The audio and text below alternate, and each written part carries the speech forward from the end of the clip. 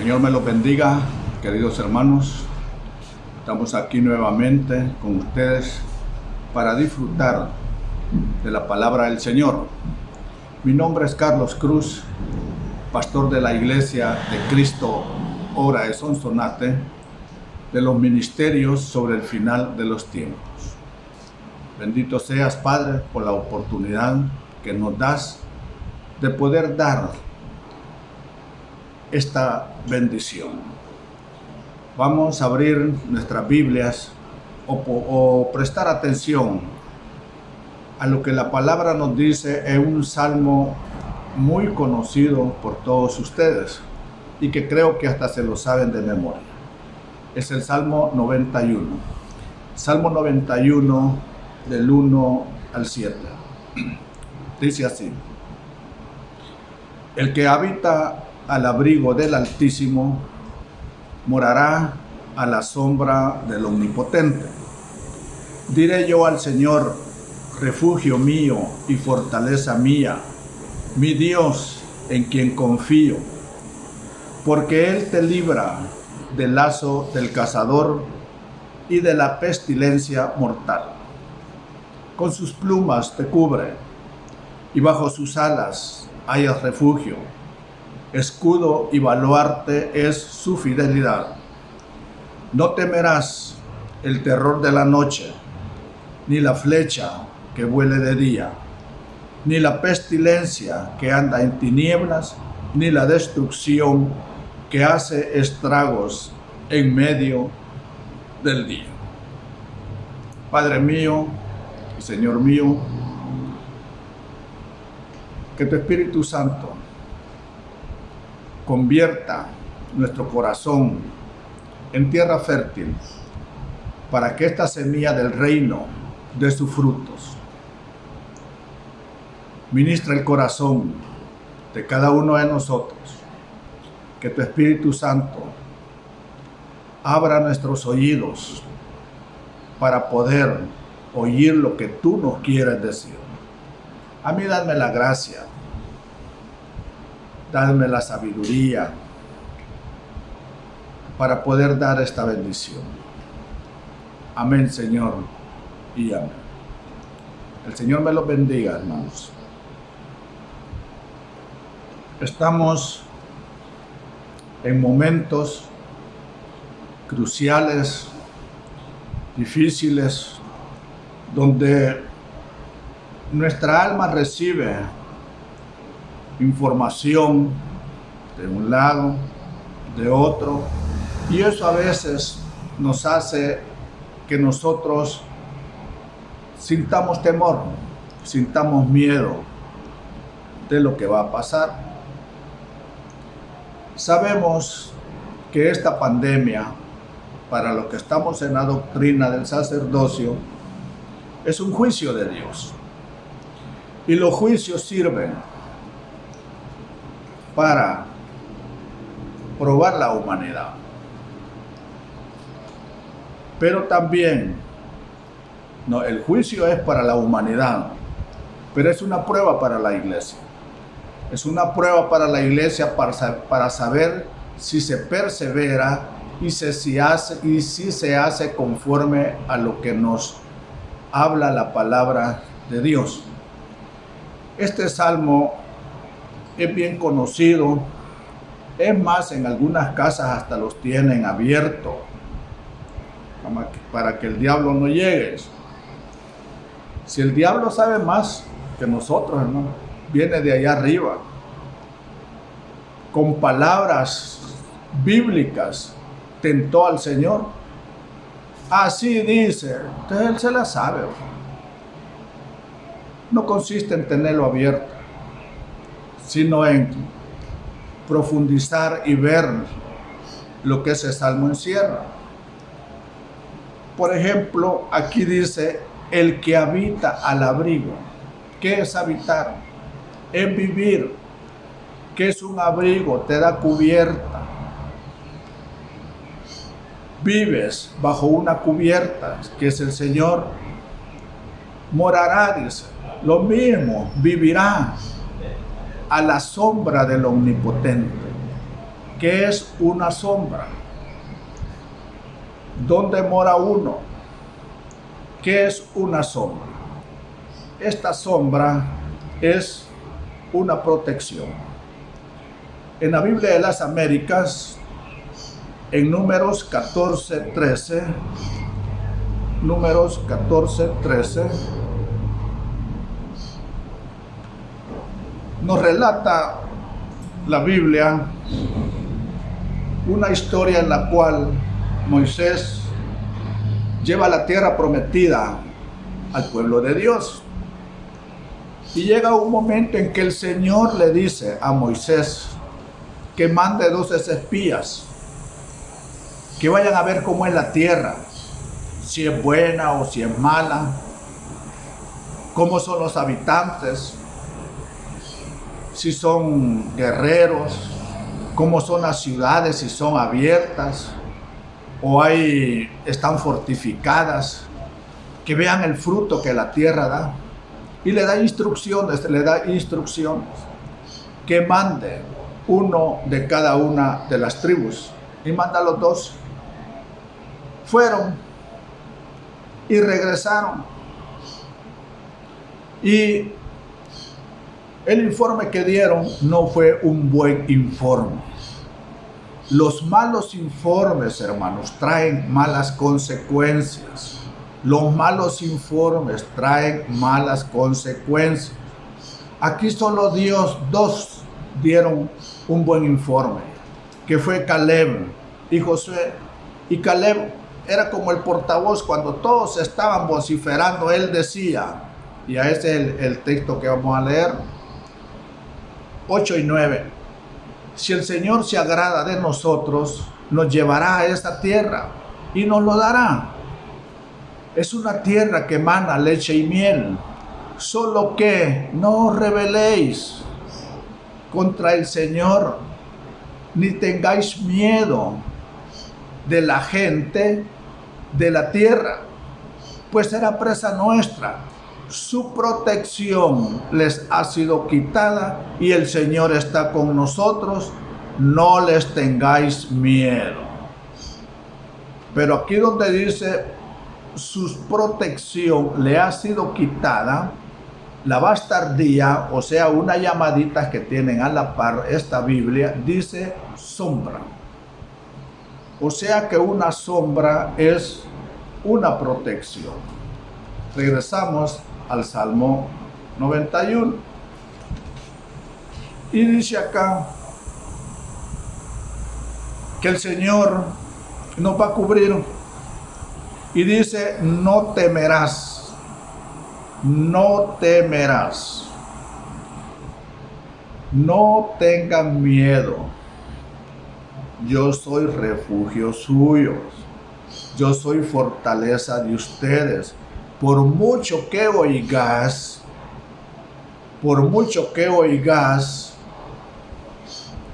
tened cuidado de lo que oís.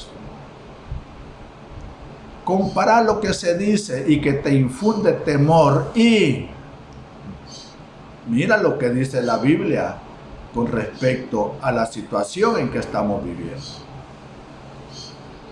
Dios declara desde el principio, el final, nos dice la palabra del Señor.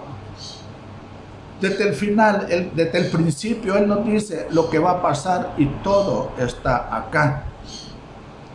No temáis, dice el Señor. El que persevere en mi palabra, yo lo voy a proteger. Pero la pregunta es si nosotros estamos perseverando en su palabra o no. La Biblia es como un espejo, ahí nos vemos, ahí nos examinamos nosotros. No es necesario que alguien nos diga que andamos mal o bien. Leamos, examinémonos nosotros mismos conforme a la palabra del Señor. Porque a veces uno entra en confusión y hasta cierto punto hay razón. Hasta cierto punto hay razón. Más que todo con la vacuna. ¿Me la pongo o no me la pongo? Unos dicen esto, que los científicos dicen esto, que los otros dicen esto, los médicos dicen esto, y este es un médico, sí, pero hay un montón de médicos, y ¿qué dice el gremio de médicos? Entra. ¿Qué nos dice la palabra del Señor? Sabemos que la vacuna no nos cura del COVID-19. La vacuna es una ingeniería genética. Están probando, no es efectiva, pero la vacuna está proporcionando que el cuerpo crea defensas, lo vuelve a uno con defensas para ese posible ataque del COVID. No es que nos va a curar, pero hace que el cuerpo crea esas defensas porque es algo sintético, algo no confirmado un 100%. Pero lo pongo o no lo pongo. Si usted es un verdadero hijo de Dios, nosotros ya tenemos instrucciones, lo que hay que hacer. En el nombre de nuestro Señor Jesús, se pone manos sobre la vacuna y hay. Pero pídale guianza al Espíritu Santo, porque si usted va a estar con que quizás no vaya, queda opción, pídale guianza al Espíritu Santo. En estos momentos es lo que nosotros necesitamos, guianza del Espíritu Santo. O ver los resultados. Recordémonos que entramos en confusión. Mire lo que nos dice Lucas 7:18. Lucas 7:18. Mire quién entró. Lucas decía 17:18. Aquí está hablando este pasaje de Juan. Sabemos quién es Juan el Bautista, pero llega un momentito en que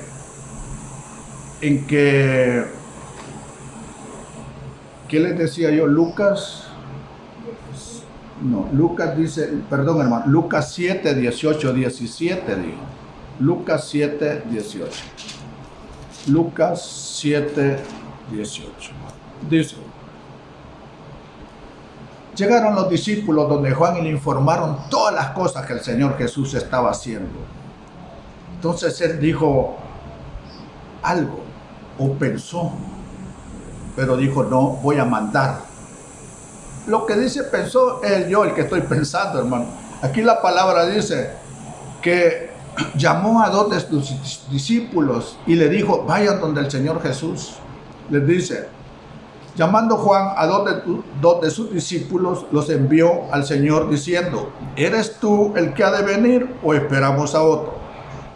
El Señor Jesús no les dijo: bueno, ¿y este Juan qué pasa? ¿Cree o no cree? Díganle que sí o díganle que no, porque él dio testimonio de Jesús como hijo de Dios. Entonces Jesús, en su gran sabiduría, si a veces nosotros no necesitamos que nos digan algo, sino que comprendamos la forma en que se nos dice. El Señor nada más dice que cuando llegaron a Él, ¿qué fue lo que hizo? A Él, en esa misma hora, 21, curó a muchos enfermos. Curó a muchos de muchas enfermedades y aflicciones y malos espíritus, y a muchos ciegos les dio la vista. Y respondiendo él les dijo, no le dijo, díganle que sí, no que se, id y contadle a Juan lo que habéis visto y oído. Los ciegos reciben la vista, los cojos andan, los leprosos quedan limpios y los sordos oyen, los muertos son resucitados y a los pobres se les anuncia el Evangelio. Vayan y cuéntenle lo que ven y lo que oyen. Pero Juan tenía algo en mente que había oído él y que está escrito en Lucas 4:18, donde dice: el Espíritu del Señor está sobre mí, porque me ha ungido para anunciar el evangelio a los pobres. Me ha enviado para proclamar libertad a los cautivos y la recuperación de la vista a los ciegos, para poner en libertad a los oprimidos. 2 veces habla de libertad acá. Uno los cautivos y otro los oprimidos. Pensando terrenalmente, yo podría haber pensado si yo estuviera en la posición de Juan, pero yo he oído y sé que el Señor, doy testimonio de que Él es Hijo de Dios y dice que va a venir a dar libertad a los cautivos, pero yo estoy preso.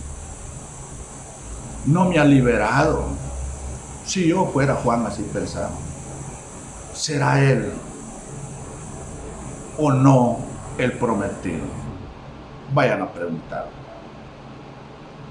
Porque Él estaba preso y entró, pienso en su posición de que yo hubiera pensado en eso terrenalmente. Pero Él nos venía a dar libertad acá, dice, de los cautivos. Pero se refiere a los cautivos aquí, a los que están poseídos de los demonios. Y los demonios son seres espirituales. Y además dice libertad a los oprimidos, o sea, aquellos que están estorbados también por seres espirituales demoníacos. Pero a veces nosotros, por la Biblia, hay que interpretarla a veces literalmente o a veces en el sentido figurado, porque el Señor mismo decía que Él hablaba en parábolas. Y la Biblia está llena de misterios, y los misterios a veces están dentro de las parábolas, y los misterios no se pueden definir. Los enigmas sí, los enigmas hay una respuesta, pero en los misterios no. Pero ahí estaba Juan. ¿Y por qué dice? Habla de libertad a los cautivos, a los poseídos y a los oprimidos. Primera de Corintios 6:9. Primera de Corintios 6:9. ¿Estamos nosotros cautivos? ¿Estamos oprimidos? Primera de Corintios, dije 6:9.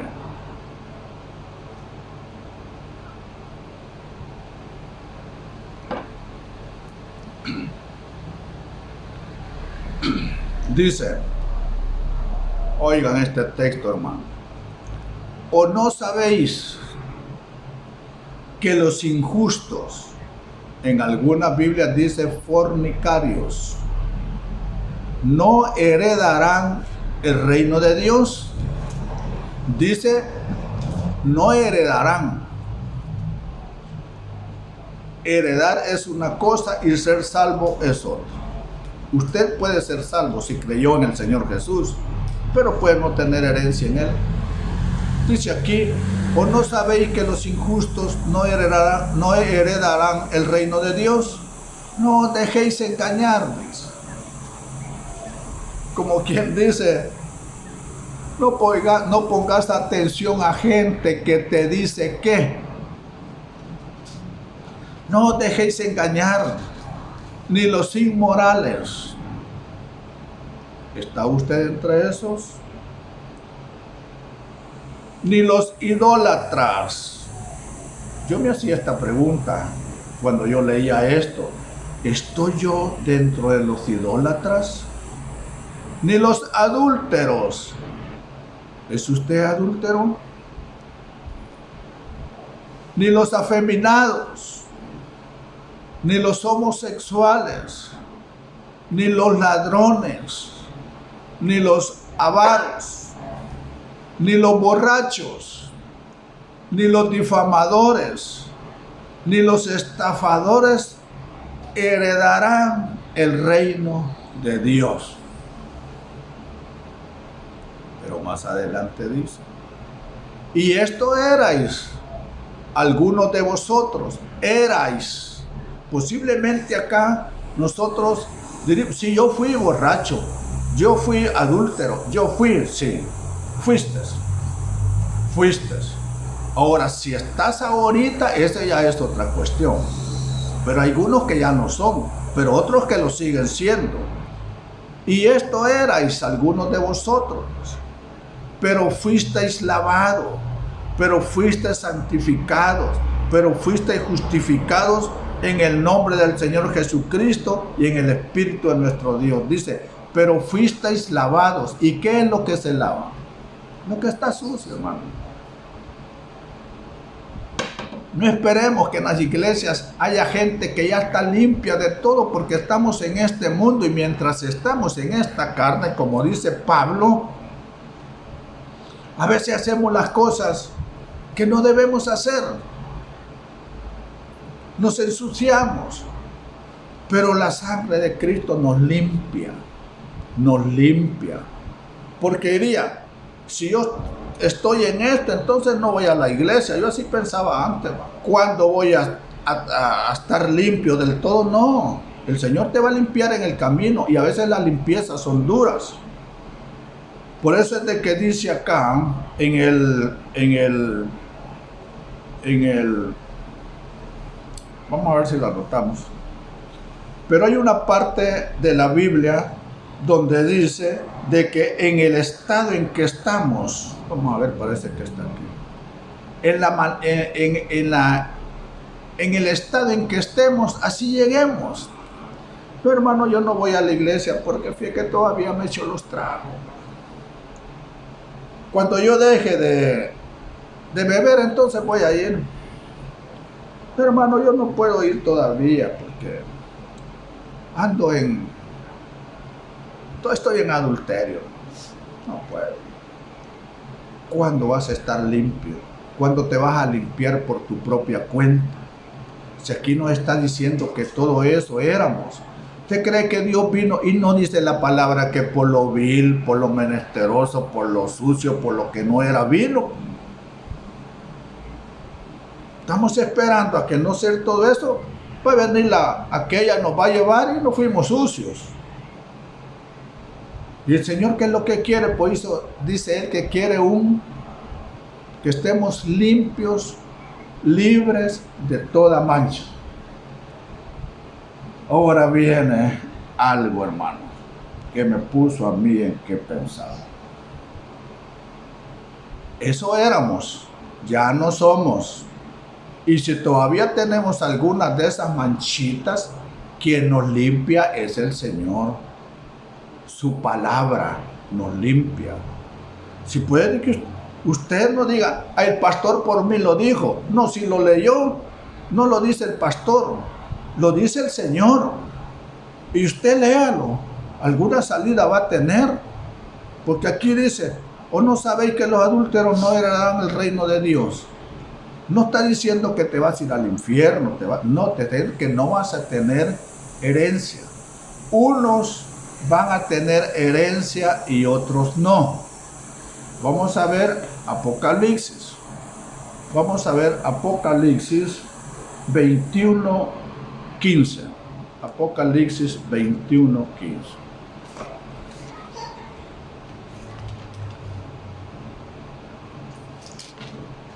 Aquí nos habla de la nueva Jerusalén. Acordémonos, hermanos, de que la Biblia nos habla de una Jerusalén celestial y de una nueva Jerusalén. Son dos cosas bien distintas. Y aquí en la nueva Jerusalén entra ya la esposa del Cordero. Pero no es el texto que vamos a leer, sino que es el 15. Dije Apocalipsis 21:15. Y el que hablaba conmigo tenía una vara de medir de oro, para medir la ciudad, sus puertas y su muro. Para medir la ciudad. Le dieron una vara de oro a alguien y empezó a medir la ciudad y da las medidas de la ciudad. Pero en el 26 dice, y traerán a ella la gloria y el honor de las naciones, y jamás entrará en ella, jamás entrará en ella. ¿En cuál ella? en la Nueva Jerusalén, nada inmundo, ni el que practica abominación y mentira, sino solo aquellos cuyos nombres están inscritos en el libro de la vida del Cordero. O sea que en esa ciudad no va a entrar nada inmundo, hermano. Hermano, pero yo creí en el Señor, sí, pero acordémonos que el Señor compró un reino para su Dios, un reino y sacerdotes. En el reino a quienes gobiernan, y hay pueblos, hay quienes gobiernan y va a haber gobernados. Puede que usted se salvó, sea un gobernado, va a estar allá, salvo, pero no va a poder entrar a esa Nueva Jerusalén, sino solo aquellos cuyos nombres están escritos en el libro de la vida del Cordero. Porque hay varios libros. Y hay un libro que es el libro de la vida. Pero hay un libro que es el libro de la vida del Cordero. Esto está en Apocalipsis 13:8. Vamos a ver qué nos dice Apocalipsis 13:8.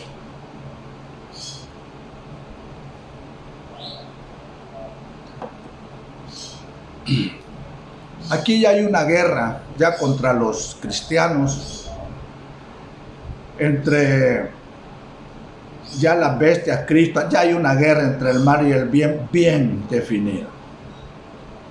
Y a estos blasfemos, hijos del diablo, se les concedió en el 7, dice, hacer guerra contra los santos y vencerlos. Y se le dio autoridad sobre toda tribu, pueblo, lengua y nación. Y la adorarán todos los que moran en la tierra, cuyos nombres no han sido escritos desde la fundación del mundo en el libro de la vida del Cordero que fue inmolado. Si alguno tiene oídos, que oiga. Si alguno es destinado a la captividad va. Si alguno ha de morir a espada ha de morir. Aquí está la perseverancia y la fe de los santos. Pero dice que en el 7 que hacer guerra contra los santos y vencerlos. Quiere decir que van a haber algunos santos que van a ser vencidos. Estamos en una etapa del Apocalipsis donde ya hay una guerra bien establecida entre el bien y el mal.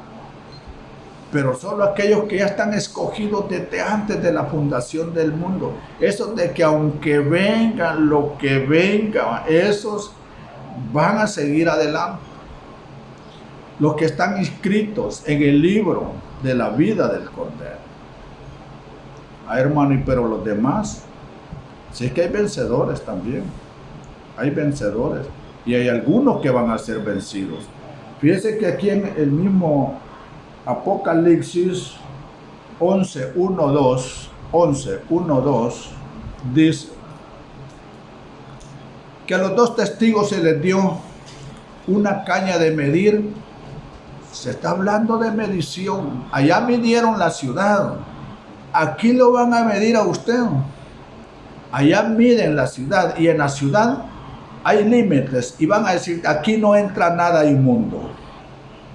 Pero va a haber una vara para los que moran en la tierra.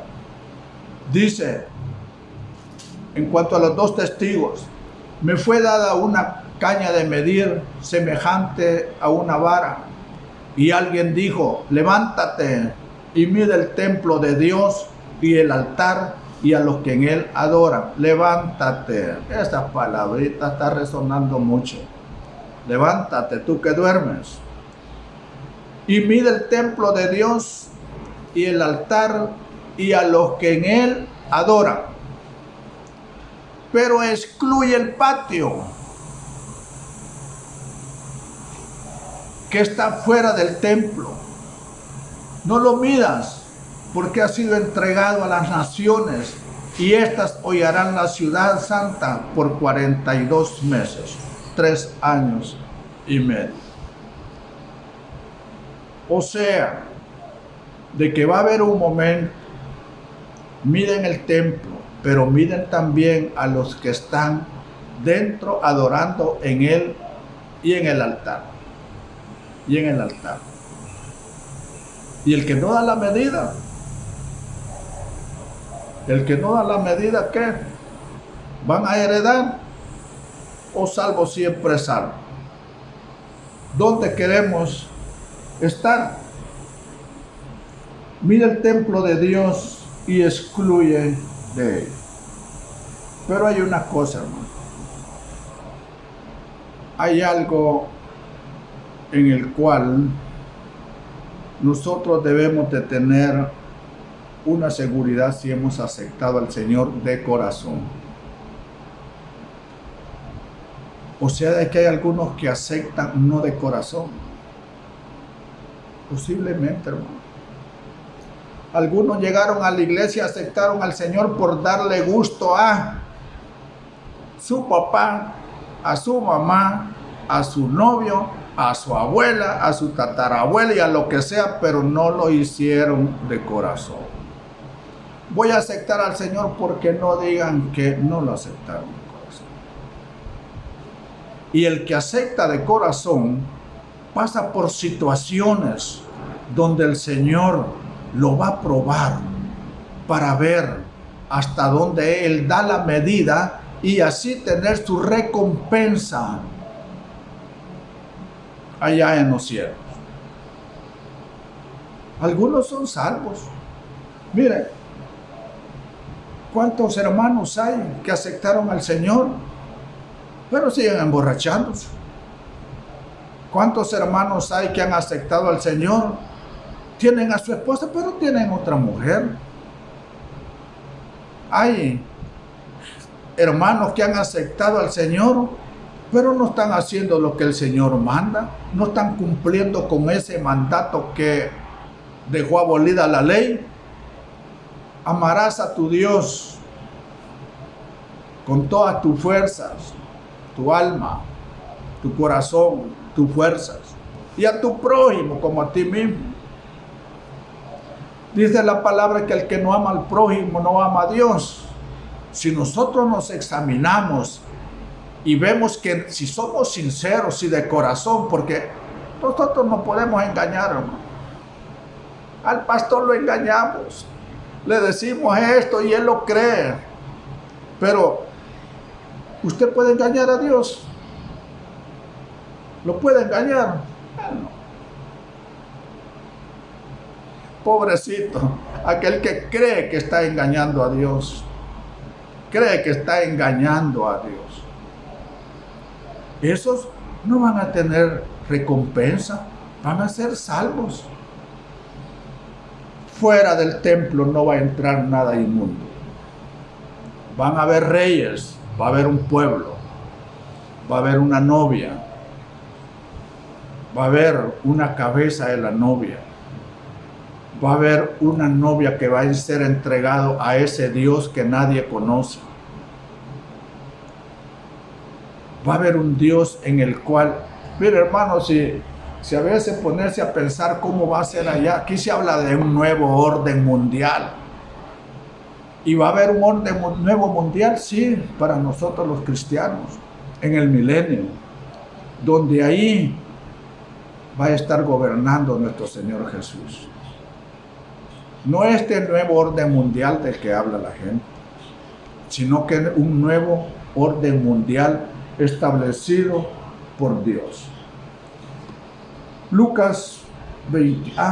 Efesios 4:30. Efesios 4:30. Esto nos va a dar una gran seguridad. Efesios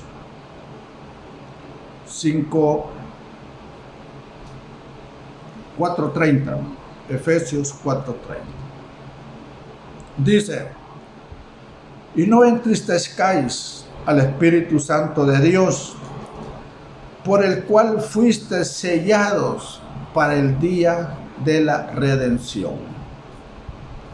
nosotros tenemos un sello, el sello del Espíritu Santo, para el día de la redención. ¿Y cuándo es el día de la redención? Cuando va a venir aquel que nos redimió. ¿Y quién es aquel que nos redimió? Aquel que compró con su sangre preciosa a muchos, de todas las naciones, de todas las tribus. A usted, a mí, hubo alguien que me compró. Ese es nuestro Redentor. Y ese va a venir. Pero cuando Él venga, nosotros vamos a estar sellados por el Espíritu Santo. Por eso es que hay que tener cuidado cuando dice aquí que no entristezcamos al Espíritu Santo. Porque cuando hacemos cosas que no son del agrado de Dios, el Espíritu Santo se entristece, se aleja de nosotros. Por eso es que el Señor dice, o la palabra dice, que cuando venga el Señor nos encuentre a nosotros, todo nuestro ser, a cuentas con Dios. Fuimos sellados para el día de la redención. Y ese día de la redención, cuando llegue, debemos nosotros ¿de qué? Erguíos, dice. Levantar pecho. Alegrarse. Porque ese día viene. La pregunta es, ¿nos alegramos? Muchos, mira hermano, muchos nos engañamos. Y cuando digo nos engañamos, porque a veces yo quizás me engaño en muchas cosas. Muchos le tienen miedo a la muerte. Muchos le tienen miedo a morirse. Muchos le tienen miedo al salir de esta tierra, que es un lugar de espera para estar con el Señor. Porque estamos todavía pegados a esto material.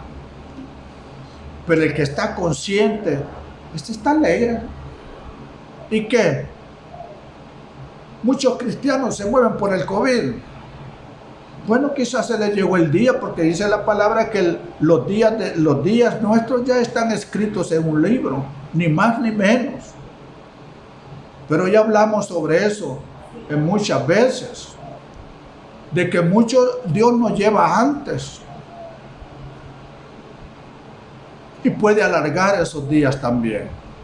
A veces por desobedientes puede que el COVID nos agarre, porque nunca nos enseñaron, vean, nunca nos enseñaron a seguir instrucciones. Esto lo anoté porque me gustó.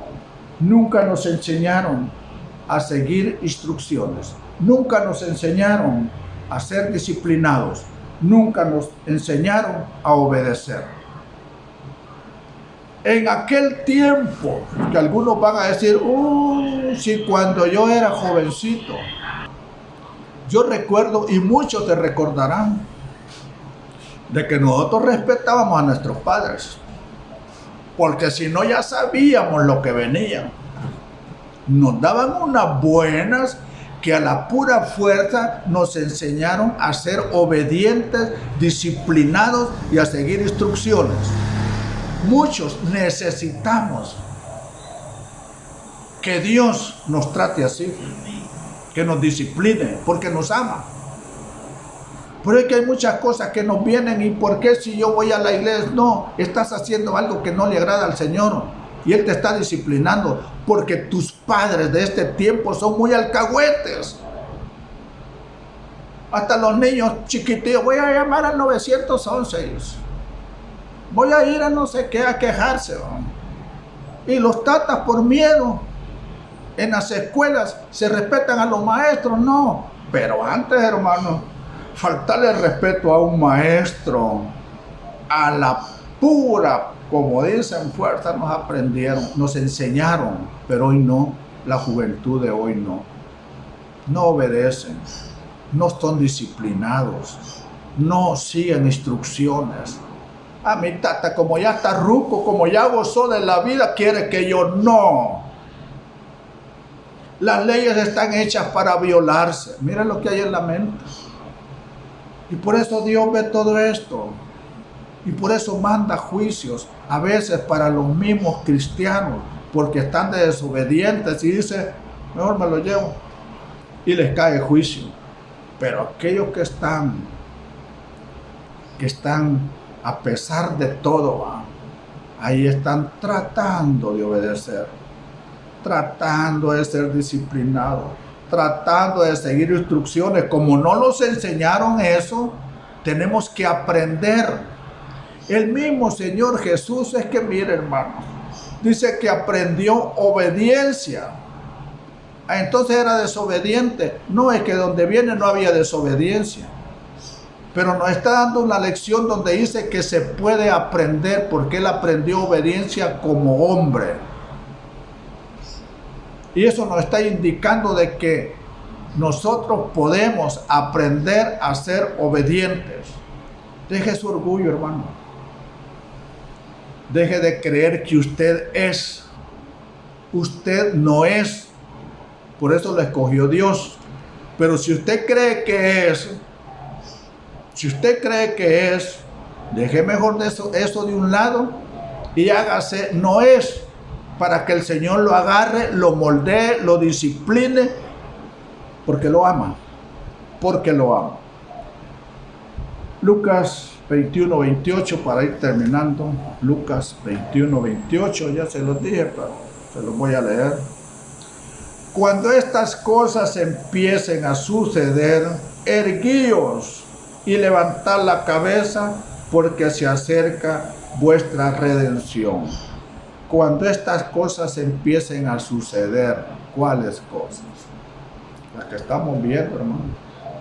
Si son señales, ya Mateo 24 habla, habrá rumores de guerra, habrán falsos maestros, habrán falsos cristos, habrá hambre y todo esto. Nada más nos queda que observar y decir en nuestros adentros, nuestro Redentor se acerca. Preparémonos, acordémonos que Dios viene por un pueblo preparado. ¿Y saben cómo se prepara un pueblo? Enseñándole a honrar a Dios. Yo honraré a los que me honran, y a los que me deshonran los veré desde lejitos.